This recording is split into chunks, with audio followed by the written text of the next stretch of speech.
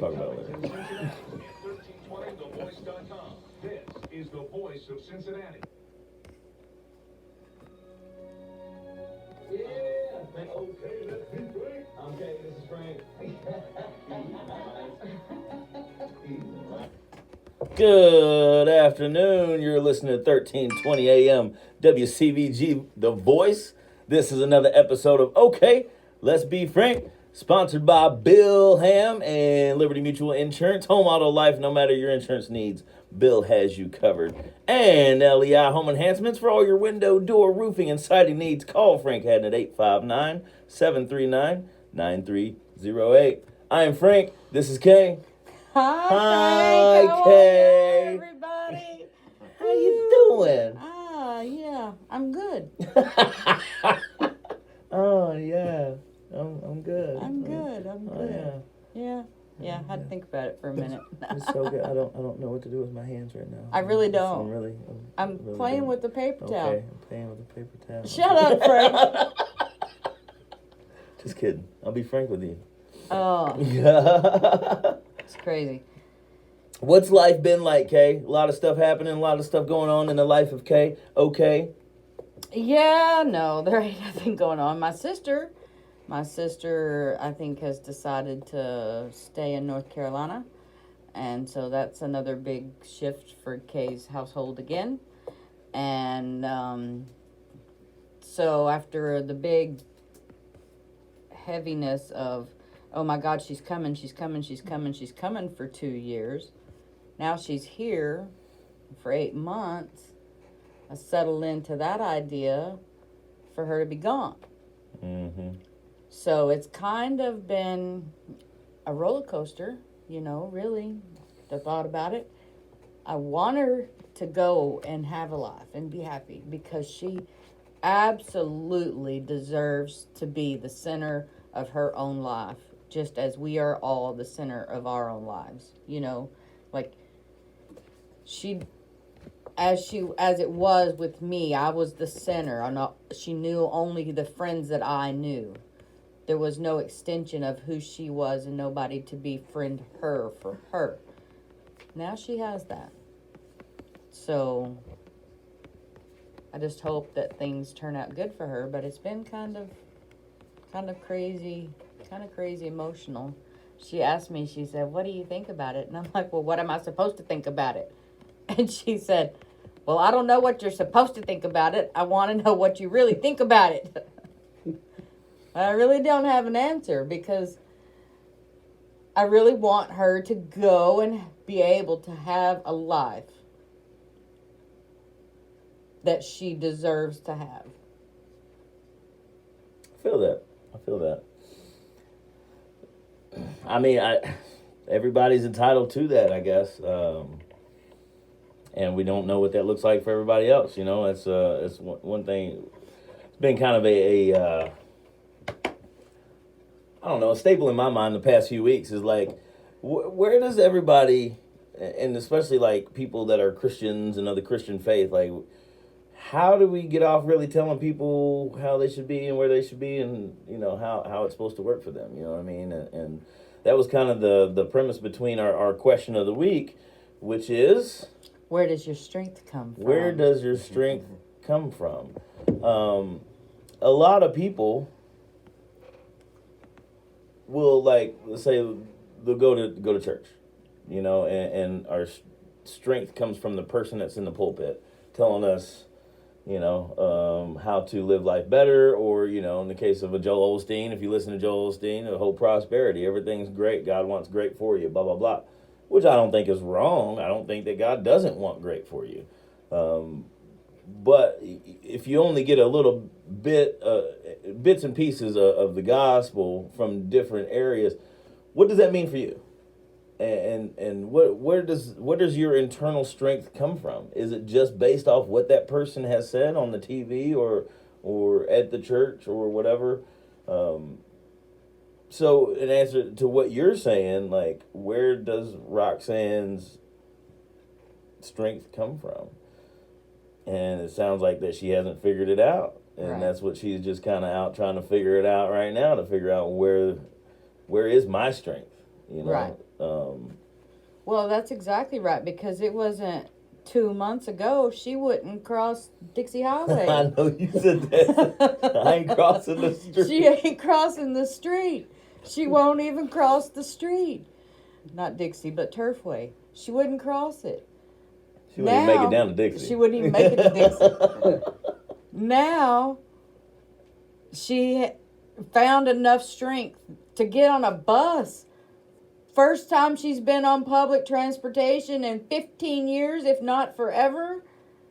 She finds the strength to jump herself And on a rode bus 27 and hours. rode to North Carolina. How long was it? 20 some hours? Yeah, something like I had that. to go through Baltimore first. Yeah, she had. It was a weird trip. Weird trip. Down to North Carolina? Yeah. She Wow. did she go to Akron first or somewhere up Yeah, there? she went to Akron first. Well, I know that, like, whenever I was going to Virginia, you could go up that way and come down through Maryland. Yeah. And that was about the same as just going straight across. But to go down to North Carolina, you've been to North Carolina, right? Do you go up through Akron? No. Understood. So, anyway, yeah, it's like, it's 27 hours or something. She went all the way up to Baltimore, Maryland, for sure. And then it was just crazy. Actually, the bus trip actually took longer than what the original schedule was. I could walk there fast. Right. The bus that was supposed to take her from one destination to another didn't show up, or was late, or there was something, so she had to get on another. Like, it was just completely, her bus trip was completely ridiculous. But she found some strength, get back on topic, she found some strength from somewhere. Courage, maybe? Right. Well, again, and so, like, that's kind of based off why she went. I mean, it's based off other people. You know what I mean? It's based off. Or was the want to just get out the thing? The want to find yourself. I mean, sometimes, well, what they say is, like, if we're needing a change in our life or whatever, there will be no change until you want that to change. And no matter who's around, no matter what you get, whatever, until you want that enough, things will never change. Right. You want to change, you got to change, right? So the internal had to get to a point for her to say, all right, no matter what it takes, I'm going to go find me. Mm-hmm. You know, and it just happened to look like North Carolina and apparently 7 other states. But, I mean, how often do we do that, though? You know, what doesn't lead you to your purpose leads you to your purpose. You know, I remember taking a 13-hour bus trip for a whole different reason, coming back from Virginia. And that was a whole, like, 13 hours, no phone, no nothing, had holes in my shoes, wearing my Batman jammy pants, and it was a whole different story. But you have a lot of time to think through things. You have a lot of time to figure yourself out and find your strength. Right. You know, what is my strength? And a lot of times, you know, we've grown up, and all of us have a story. So the story that has the story that has propelled us to where we're at right now. Do we want that to continue? Do we want that to be the same story, or do we want the story, or are we flipping pages and changing the chapter? You know, so it's good. I think honestly, Roxanne spent a lot of time at home, past 8 months, right? And there was a lot of thinking and things that she had to do. And a lot of the change happens in the quiet time. Right. You know what I mean? In the time that maybe, like, you went to sleep, she's probably sitting down there in the living room just going through it. You know what I mean? Well, I mean, I know we had one incident where she blew up and let me know exactly how she felt about everything. And since that point, things changed, you know, because it just changed. She changed her attitude and my attitude changed, and things just changed between us. And at that point, I started being like, okay, because I'm not doing anything except for what I want to try to help you move on and get a life. My life was boring, and I'm sorry for that. It sucks to be you, to have to be bored with me. It really does, because I enjoy the boredom. Let's just face it. Mm-hmm. I enjoy the boredom. She don't. So it really sucks that she had to live a life that I had, because she didn't have a way to get out and do her own thing. I understand where she was coming from, but I wasn't going to go out and do the things that she wanted to do either, just to make her feel happy. I'm not her husband. You know, I'm her sister. And I made sure that I included her with everything that I did. But if she didn't want to go, then I couldn't make her do that either. So anyway, the long story short of it is I started leaving her at home alone. And leaving her to decide what she needs to do to get her life together. Because her life is not my life, and my life is not her life. And it doesn't matter how hard I try to be a good impression or whatever on her. That's all I can do, is live my life and let her take her life and live hers. So, and this is the thing that I really want to stress, and again, coming back to the fact that, this has really been on my heart lately, is when we approach a situation as people, we are approaching a situation from our perspective. Right. You know what I mean? And so, like, what I think needs to happen, what I think should be said, what I think should be done. Those are the things that we enter any situation with. Mm-hmm. Any situation. We call other people stupid drivers or idiots on the road because they're not driving how we think they should drive. Right. You know what I mean? Right. Every instance, we watch a football game. The coach is not coaching the way I think they need to be coaching. Right. Everything, every single situation we enter with our perspective of how things should go. And we get disappointed because we have that expectation of It's this not is fulfilled. how that winds up ultimately not being fulfilled. Sometimes it is, though. A lot of times it has been fulfilled, and that's what's given us the confidence Right. in having our opinion on things. But we can't take that into every situation. We have to rely on our strength, not our perception. But the strength has to be rooted in something solid. When our strength is rooted in other people, when our strength is rooted in a noun, then the strength gets shaky, and it's not a true strength. Mm-hmm. So that's kind of what we're going to dive into today, as it pertains to the Bible and the Word and things like that, and Christianity and church. It's so funny. The thing that's been illuminated to me lately is how we literally approach people from God's perspective, right? From God's perception. We have God in us, and we read, and we have all these things that we know, and that's what we approach people with. But God says approach people with love. But we approach people with our perception. And it's so funny because I watch it day in and day out. And I'll just, now like I'm starting to ask people questions just to see how they're going to respond. And just yesterday it happened.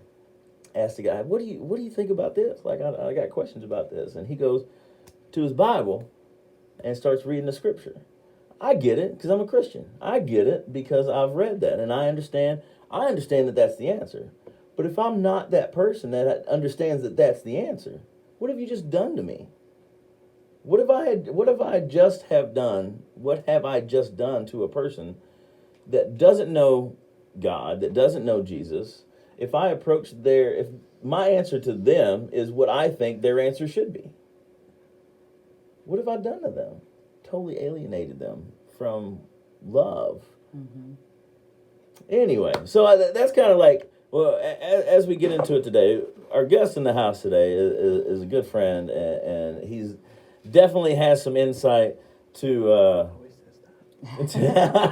definitely has some insight to the topic of where does strength come from. And I think, my buddy Kerry writes, his comes from his family. They push him to be better. then a spiritual strength comes from getting in the Word, letting preacher overfill his cup, so others sip off the overflowing. It's a little deep there, boss, but no, that's good though. Like that, other people are supposed to be able to sip off of our cup that overflows, but if they don't know what that means. That's where I think our perception of the non-saved has to be a little different than how we perceive it at the moment. Anyway, so without further ado, I'd like to welcome to the studio our friend, Mr. Drew Inskeep. Hi, Drew. Hi, Drew. How are you doing, Drew? Hello. I'm good. I'm confused now, but I'm good. You're always confused. Why are you confused, Drew? Well, Frank's been talking for a while. Well, So. right. That's what I'm like. Every time I see you, he says, I'm confused. There's a link. Time with Frank. The link with that is he's always with Frank when Drew says I'm confused. So, What are you confused about, Drew? No, I'm just kidding. No, you're just kidding. Okay. No, so I guess to kind of respond and with the whole, how do you connect with or talk with like an unsaved person, right? Mm-hmm. So this kind of goes back to something we talked about before, and I'm genuinely asking, not like trying to set you up to hit you with something. Oh, sorry. How would you then? Because you keep saying like, well, don't just if I open up my Bible, if I open the Word, if I tell them about how God's changed me or whatever. Because your goal is to not alienate them, right? Right. So then what is, in your mind, the way to... approach? Yeah. Like, so is the goal to get them there?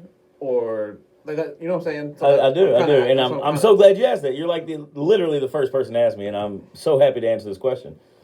I asked them their story. That's my very first thing that I do. Because how am I going to know what they're going to respond to if I don't know anything about them?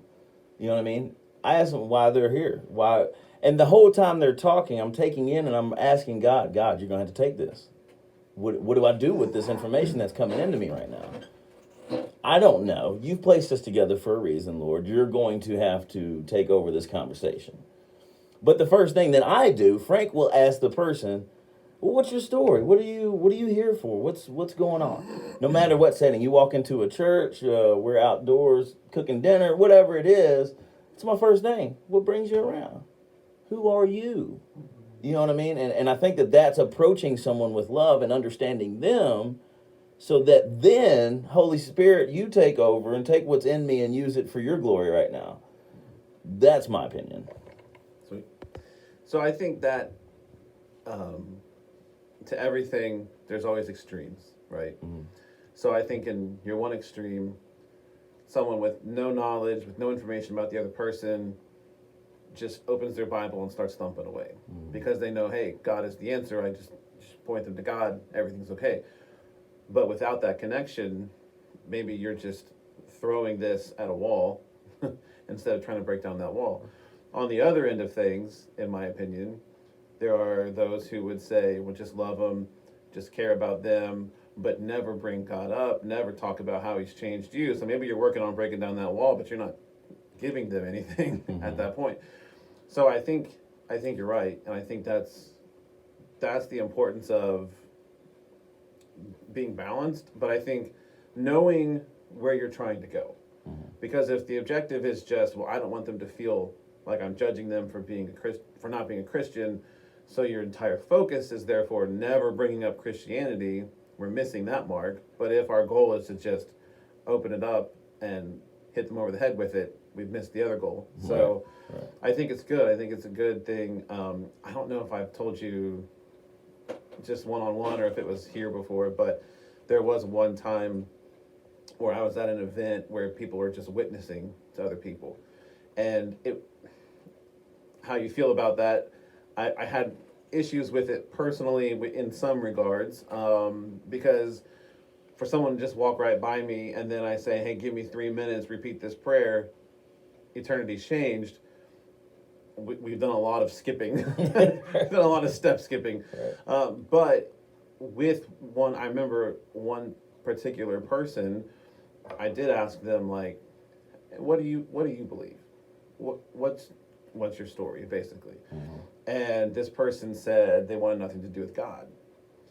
And if you just start going to Bible verses about the existence of God to someone who says, I want nothing to do with him, what you're saying is true, but you're kind of ignoring where they're at. Right. You got to know where they are. And so this person said, it's been years now, so I hope I remember everything accurately. But they essentially said, people talk about God as a father, and my father is in jail, and I want nothing to do with him. So You if did say that on here before, yeah. if that's who God is, I'm good. And that totally shifted the perspective of the conversation.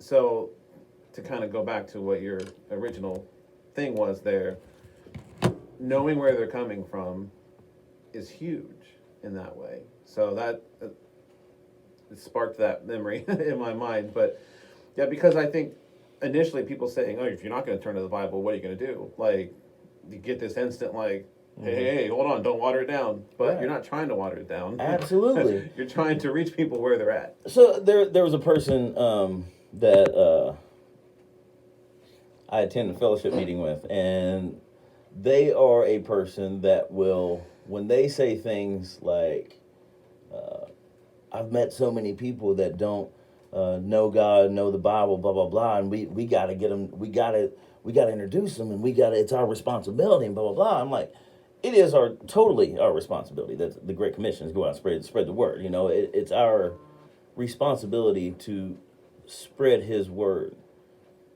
But how do we do that? How do we do that? All right, so where does our strength come from? I think the answer to the question, how do we do that, is the answer to the question, where does our strength come from? Because if my strength is K, then that's what I'm going to rely on in every single situation. When I meet someone that may not be a follower of Christ, I'm going to be like, okay, what do we do? Okay, Right. what do I do here? You know what I mean? Then that's how I'm reaching a person, is through my strength. And if my strength is my ego about the things that I have going on in the world, then that's how I'm going to reach said person. Well, come on my Facebook page and like and share and subscribe, and you're going to find Jesus there. 1320 AM WCVG, the voice. You know what I mean? Like, that's going to be my answer to everyone. Right. But if my strength is Christ, and if my strength is truly my testimony and what God has done and the love that I feel from Him, then that's going to be my answer. I was going to say your understanding. It's your understanding of what your life has drawn you to. So Christ, of course, because life has drawn you to Christ. So He's your strength. But it's understanding where you're at in your life to know that He is your strength. It don't come from Frank's my strength or my work is my strength.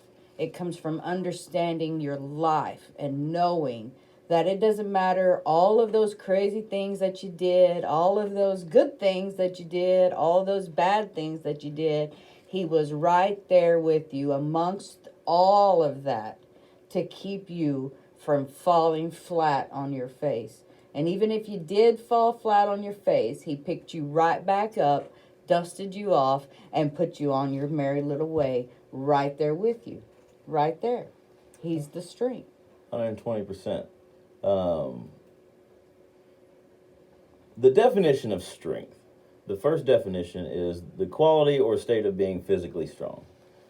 That's not really what we're talking about. You know, I, for one, have very little of that. So Right. that's not really what we're talking about. The capability, the second definition is the capability of an object or substance to withstand great force or pressure. We're getting a little closer. Strengths are tasks or actions you can do well. These include knowledge, proficiencies, skills, and I can't read the word that I wrote. People use their traits and abilities to complete work, relate with others, and achieve goals. So people use their traits and abilities. People use their traits and their abilities to complete work, relate with others, and achieve goals. So, based on what we're talking about, when we meet a lost person, would it be safe to say that people use their traits, their abilities, to complete work and relate with others and achieve goals? Would that be safe to say? Mm-hmm. If we do that based on our strength. Again, where does the strength come from? All the things that I've done in my life. I've done this, I've done that. Or I have this strong person that has my back. We've done this, we've done that. Strength is telling yourself that you are good enough, brave enough, and strong enough to overcome whatever obstacle that is because you can. It's realizing that you are capable of whatever you set your mind to. Strength is preserving. Strength is about being a fighter. Ultimately, being strong means being strong in faith, that God is there for us to guide us through. When we talk about strength, when we talk about having the strength to get through things, to get on a bus, to go 27 hours, to go through a divorce and move into an apartment that we've never been in before, never been by ourselves, to be able to do that, to start a new venture because I see a need for me to change. All of these things require strength. Where does my strength come from? So we identifying our strengths. I think that is there's a huge disconnect with the 6 things that it takes to identify our strength. But number 1 is the one that we don't really like to do, or we only look for the things that that we agree with. The number 1 thing is listen to feedback. Listen to feedback. This is how we're going to identify our strengths. Listen to feedback. Most feedback comes, though, in such a way that tells us about ourselves and tells us what we're not doing correctly. Right? Right. So we don't want to hear that. We don't want to hear that. When you think of feedback, what do you think about, Drew? You think about feedback? Yes. Guess it's all who's giving it and what is their point. But even then, can you determine to find if there's truth in that feedback? I think a lot of times, like, and just for me, it's easy to dismiss feedback if we can point something out. Well, that's not true. So your entire feedback is invalid. Right. Right. You know, kind of like the like that 9 out of 10 thing we did. Yes. Oh, one point in your feedback was not true, therefore I reject everything you've told me. Absolutely. And so, yeah, none of us like it, but I mean, so personal example, Sunday morning, this anonymous jerk texted me, right? And see, I did it. I threw him off. I got it. No, I know where you're going. No. And he gave me some feedback, and my first thought was, I wonder if my phone can go through the wall and out the brick and like into the yard. And then I read it again, and I was like, I'll just delete it. This is stupid. And then I sat there and said, well, what is he saying to me? And is it valid? And once we got there, I was like, well, now I'm mad because he's right, and I don't want him to be right, because now I can't respond the way I want to respond because he's right. So you have to be willing to accept feedback. And there are times that there's feedback that's just straight up useless or wrong or whatever. And with that, you can't let it get to you. Shake it off, move on. But when people who care are trying to give you feedback that helps, are you willing to listen? And then are you willing to look in the mirror and see, you know, they see something that I don't, or they see something that I'm not willing to look at that I know is staring me back in the face. So I don't know if that answers your question or not, but that's That's what came to mind. Well, yeah, absolutely. Feedback is a thing that it's funny because people say that they want feedback and they like, as long as it's constructive criticism, then I can take criticism, you know what I mean? But again, when we really look at this thing, where does our strength come from? This is both sides of any communication. Both sides have to understand where their strength is coming from. If my strength is coming from validation of people and you're giving me some constructive criticism, in my mind, all I'm thinking about is that you don't like me or you see a fault in me. So I'm not able to do anything until I fix that. So whatever you're telling me falls on deaf ears because my strength is in the validation of other people. You see what I mean?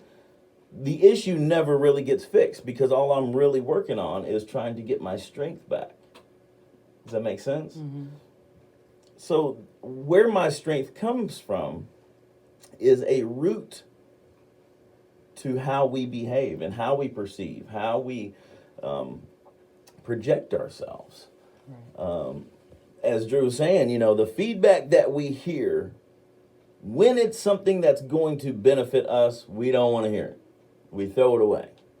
There were times you and I talked about what was going to happen with your sister and all these things that were going to happen and all this. And there were times you don't like Frank too much when he starts talking about these types of things. And a lot of it may have to do with the way it's presented. I get that. I apologize. Work in progress. But it's a new shirt, whip. Work in progress. But it's a feedback to help people look at where their strength is coming from. Because I understand that's a huge part of who you are. And that just comes from knowing you. When I understand you and I understand who you are, how you work, then I can see where does the help really need to be pinpointed. Do I just need to fluff you up? Do I just need to let you know what you need to hear? Sure, I can do that, but that's not going to fix anything. And if I'm a real friend, what kind of friend would I want? I want to fix what the real issue is, or help you with what the real issue is. So if I see that where your strength is located, where your strength is maybe faltering a little bit, all right, let's strengthen that area because that's going to help everything. You've already got all this other stuff going on that's positive.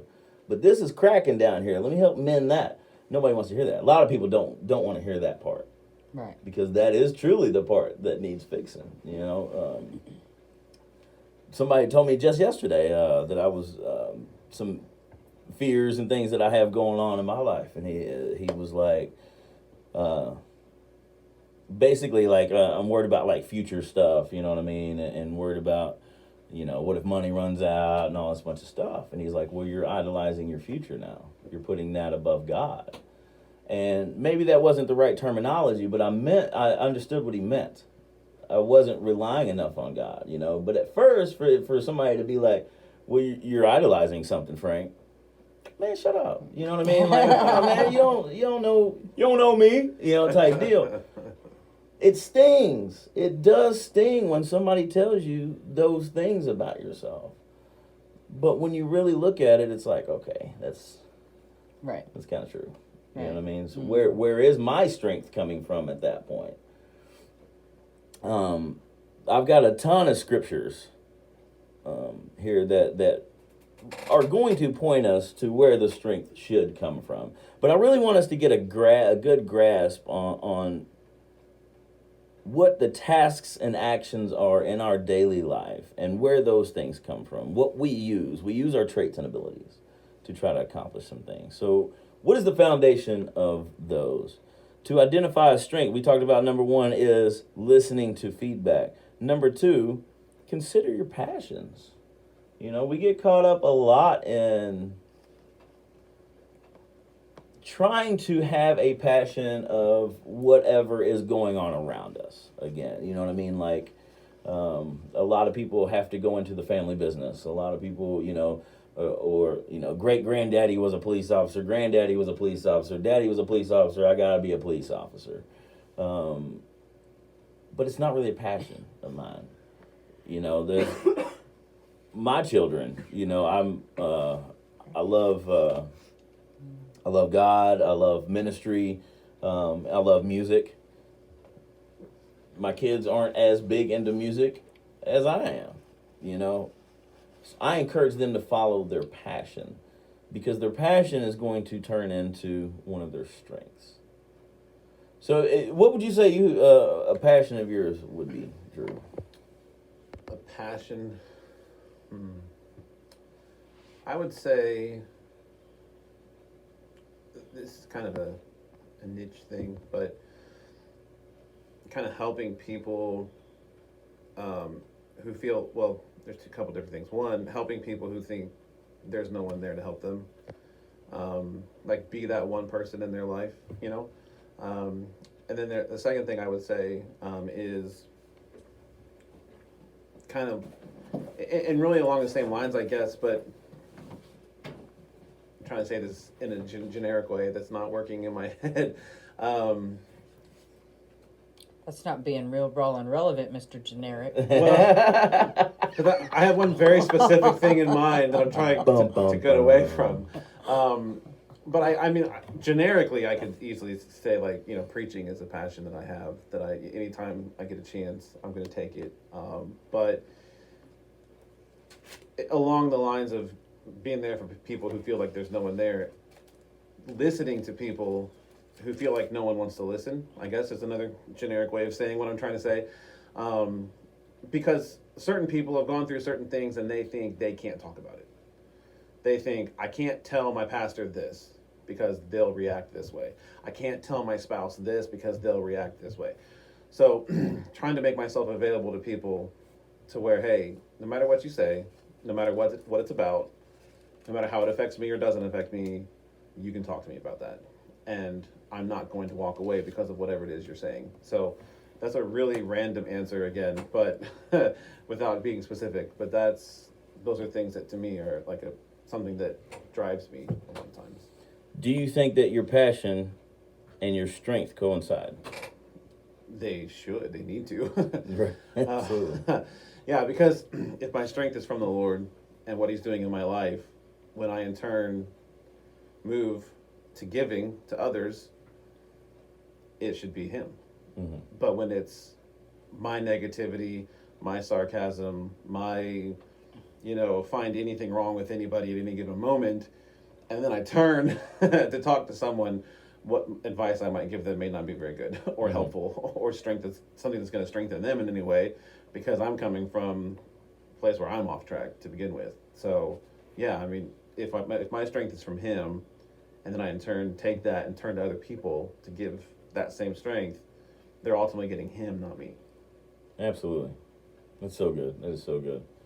And so, again, shift the mindset. I mean, like, I know I talk a lot about it, churches have messed things up or whatever as far as words and stuff like that. Like the fellowship buildings, that's what it's supposed to be about. It's supposed to be going in there and being able to speak with one another and just laying it all on the line and like, I need some help and whatever, just worshiping Christ together. And there's a time and place for that. And I agree with that premise of being able to go into a place and listen to feedback and consider your passions to help build each other's strengths. I think that's how it's really supposed to, what we're supposed to do. The third thing is pay attention to when you're most productive. So again, we're identifying our strengths. So listening to feedback will help identify our strengths. Consider our passions will help. To really pay attention to when we're most productive. Now, in our daily life, what we've been conditioned to do is look at our failures. We've been conditioned to see our failures and see what's wrong and pinpoint that. And Drew made a reference a minute ago about a thing I did at our garage fellowship was if you take you take these equations, and there's 10 equations, but one of them is wrong. What does everybody see? It's the one that's wrong, not the 9 that are correct. because we've been conditioned to find that one. And then to Drew's point earlier, once we find that one thing that's wrong, everything that, all the rest of it's discredited because of that one thing that's wrong. We've been conditioned to do that. So we don't really pay attention to when we're most productive. When we're most productive, what we start to do is look for the shoe to fall, for the shoe to drop. We start looking for, oh, well, this ain't gonna last long. Oh, well, I can't sustain this. Because we're trained to look at the thing that's wrong instead of learning how to grow our strength to catch that shoe before it hits the ground or to recognize that something's wrong. No, I need to get back to the positive. So to pay attention when we're most productive is a huge part of identifying your strength. And I think that's a lot of times we can point it out in other people, but to see it in ourselves is something that's very difficult. So, Drew, when was the last time that you felt that you were most productive and felt really good about yourself? How did you, what was that? What was that time? I will let you know when I get there. Stop it. No, honestly, I could say this morning. Just because I set a goal to go to bed, wake up at a certain time, get up and work out, have my personal time. Because you talk about being most productive. For me, it's when I'm not a morning person at all, and I think that's where the struggle comes from so much. But when I have productive mornings, I find myself having productive days. And when my mornings stumble around and sleep in or get caught up on social media or watching a highlight or whatever, and then that's, oops, my morning's gone, well, time to get to work. It's not that I can't be productive, I just find less production happens. So when I have those solid, productive, first thing in the morning times, I'm setting myself up for the rest of the day. Absolutely. Personally. Absolutely. And so does that help you personally when you see that production begets a productive day, the production in the morning begets a productive day, does that help you see a strength? Does that help you kind of produce? Sure. Yeah, absolutely. I mean, because part of talking about where does your strength come from, we set the foundation as him, right? And then building on that, once you start to see those victories, you start to believe maybe this can work. Maybe I can make this change. Maybe I can reach this goal. And so it affects you, and it affects your mindset. And then your mindset, instead of I'll start someday, I'll start tomorrow, I'll never start, and it just cycling through all the negative stuff. Well, now that you've done it, you can say, hey, I did one. And then Count the victory. Hey, since I did that one, why not get a second one? And keep moving forward, because now you're seeing, and in the same process, repetition. Repetition will help bring strength. Just like if you get up every morning and the first thing you do is open up your Bible, eventually that repetition, you're not thinking when I wake up, what am I going to do? I open my Bible. That's what I'm going to do, because that's what I always do. And so now I've developed a strength in my own life because of repetition. And it's the same for negatives. If I keep talking about the early mornings, but if it's whatever activity, a certain time of day, you do the same negative thing, the moment that time comes again, or that moment you're alone again, or that moment that fill in the blank comes again, you default back to that negative thing that you've created as a process in your life. So the more you have repetition, good or bad, you are making that part of who you are. So if you allow godly things, productive things, motivating things to be the repetition, they get easier and easier and easier. But then at one point you turn around and say, man, look how far he's brought me. Look how much further away I am. But if it's always, no, I'll start tomorrow, I'm going to start eventually, then you're always stuck right there. That's good. That's good. When's the last time that you felt productive and felt like you were in your passion and all that? Oh, wow. I think it's been a minute, actually. I think this is really sad for me to say. I really think that I am so stuck in the routine of my life that I forgot where the passion of my life was at. You know, which is why I am stuck in the boredom and happy to be there. You Happy know, to be there, heard. because for so long I was just a mom and a wife and had a job to do as a mom and wife that had to do. Like it was, and now I don't have to do that. I have to be a mom, of course, but he's big enough now that almost to the point I can say, Dalton, you go cook dinner because I'm not going to. Not quite, but we're getting there. Got him down on a couple of little meals that we're testing I got out. you. Little cup of mac and cheese in the microwave, 3 minutes. Well, that would be all right if he ate mac and cheese. But anyway, so I think I'm still into the process of what does Kay want and where does Kay belong and what is the passions of Kay. I don't know. It is because I'm still just in this place of peace that I don't look into passionate about anything. Autism, I guess, you know, but it's not even that, you know what I mean? It's like, because everybody has their own story, so it would be to support somebody with their own story. I don't know, Frank, really, it's just kind of... Well, the cool thing is that the next way to identify your strength is ask others directly, which we tend to speculate a lot, and this goes back to our perception of someone else. When we enter any type of situation, we have a perception of said situation, and our mind can come up with any type of anything. This person thinks of me this type of way, this person, whatever.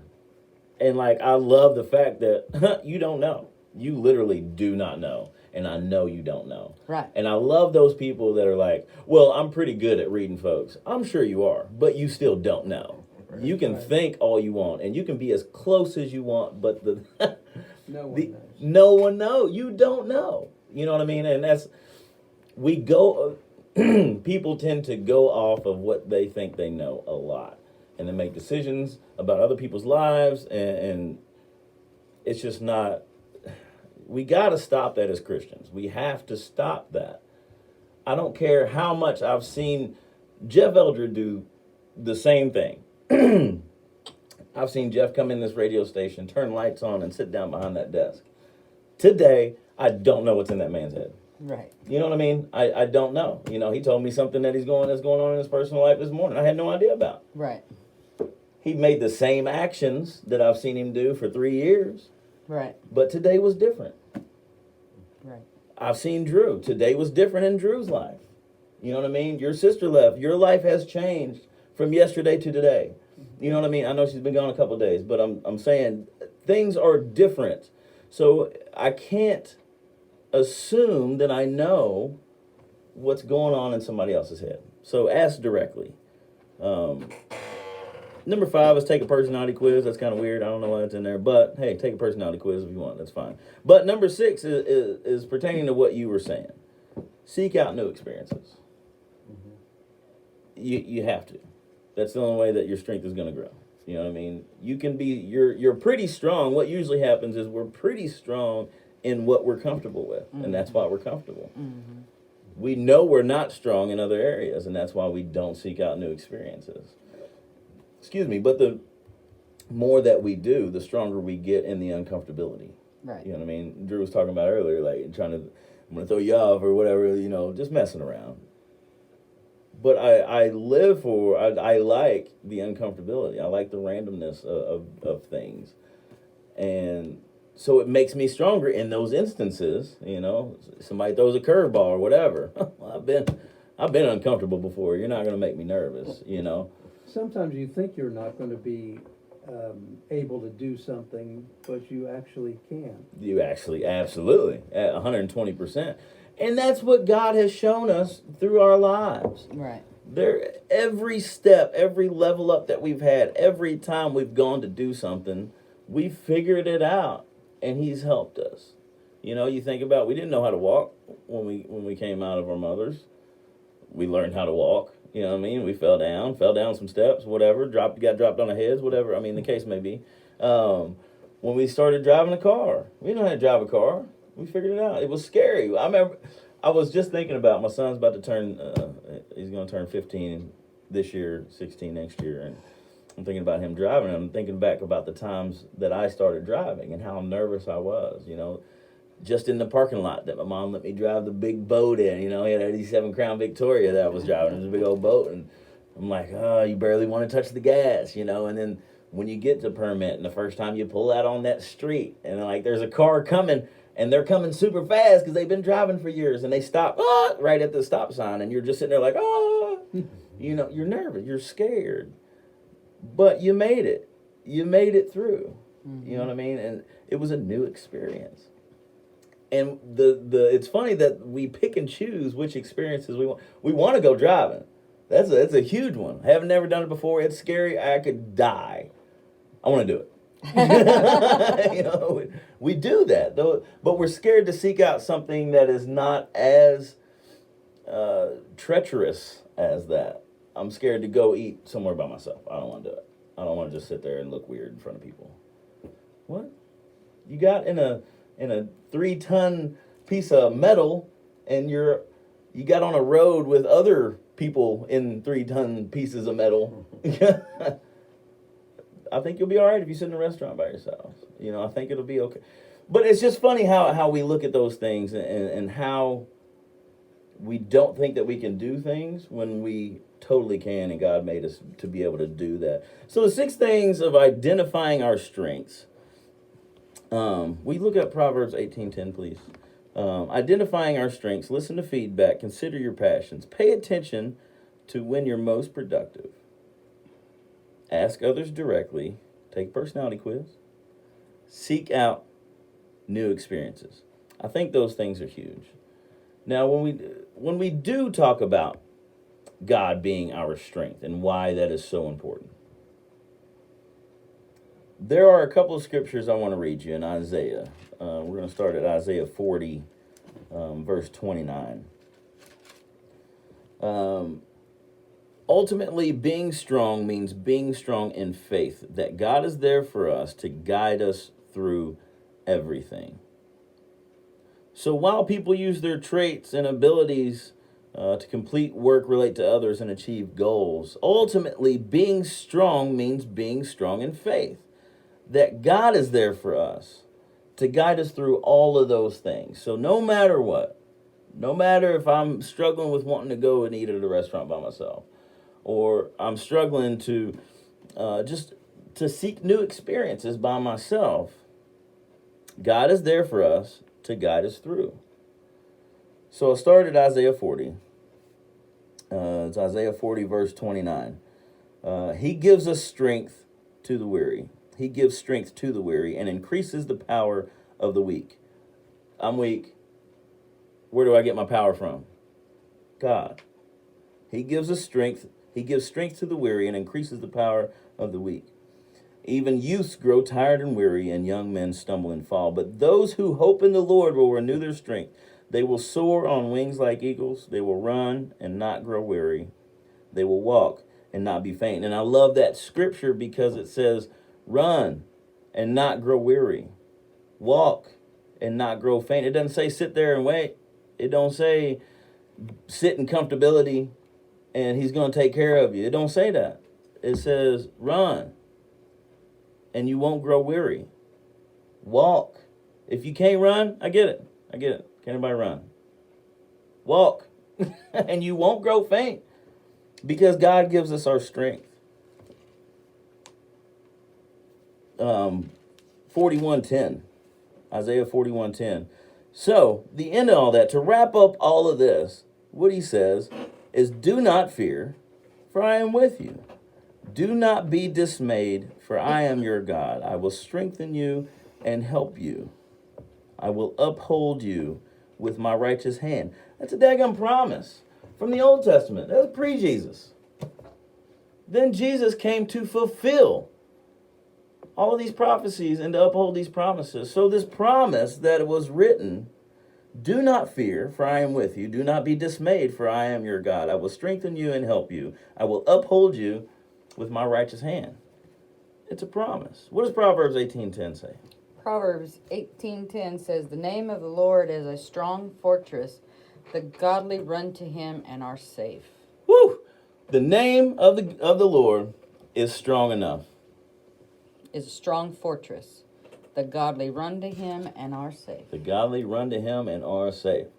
Man, the name of the Lord. When in doubt about your strength, call upon the name of the Lord. It has become that time where we've got a wheel that has different scriptures on it. Our guest spins the wheel, and we allow God to summarize his show. So, Drew, without further ado, let's be Will.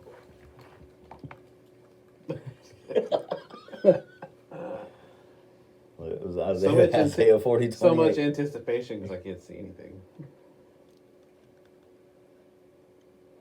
Second Chronicles. Second Chronicles.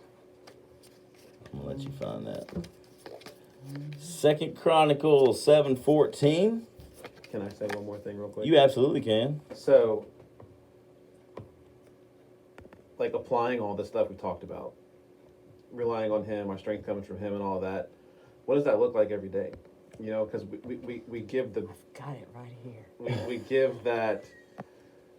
Telling people, like, have strength in him, have faith in him, but then we don't change anything, you know? Oof. So, go ahead. Truth. He says, Second Chronicles 7:14, and this just really fits with what he was just fixing to say. Oh, go figure that, huh? It really does. So, if my people who are called by my name will humble themselves, pray, and seek my face, and turn from their wicked ways, then I will hear from heavens, and I will forgive their sins, and I will heal their lands. Woo! I will be their strength. Huh. Period. Period. Huh. Wow. There's some things you have to do, though. That's Absolutely. right. Absolutely. You can't just lean on the shovel and pray for a hole. And that's where I think about, like, how do you spend time with him? How often do you spend time with him? In what ways do you spend time with him? I mean, even to the point of the lyrics of the songs you listen to in the car, and it could be the words that come back to you in a moment of anger later in the day where, hey, you know what, I had that time with the Lord and he showed me this through this song or through this verse or through this conversation with somebody else that's going to iron sharpen iron. And all of that comes together in that moment where, hey, my strength is in him and not just this, because sometimes we just zoom out and see the big view, right? And we have that, but we've got to fill in the blanks and be willing to be be specific. And so that, I just wanted to throw that in. I love you for that, man. I love you for that. Eileen says, I believe Jesus' strength came from his relationship with God and the Holy Spirit. He didn't have a Bible, but he made it a point to take time to separate himself from the world to commune with the Trinity. And I think that is so good, and that just wraps up exactly what you're saying, the practicality and reality. There has to be action. Absolutely.